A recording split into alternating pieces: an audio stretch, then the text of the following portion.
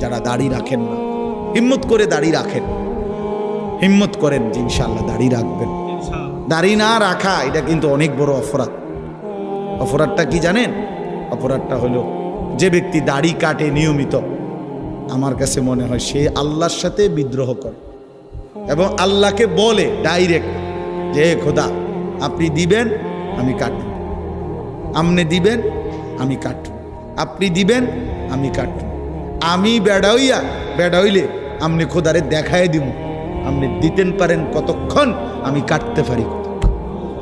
তো আল্লাহও যেন বলে বান্দা কাটতে থাকো, আসতে থাকো, কাটতে কাটতে একদিন তো আমার কবরে আইবা, তো তখন প্রথম রাতে প্রথম ঘন্টায় টাঙ্গাইয়া যখন ফিটমু তখন বুঝবা, মাতবরি ছুটাই দেবো তোমার প্রথম ঘন্টাতে দেব, কবরের প্রথম ঘন্টা।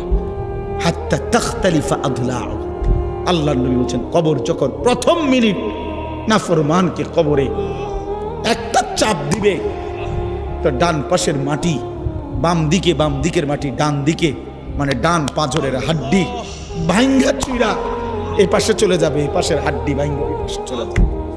1 মিনিটে নাফরমান সোজা চুরচুর হয়ে যায়। অহংকার করো না, মাতবরি দেখাইও না, সবাইরে বললাম কেউ বড়াই করেন না। যে নারী বেপর্দা তারে বইলেন তোমার এই রূপ যৌবন পোকা মাকড়ের ঘরে চলে যাবে, কবরে।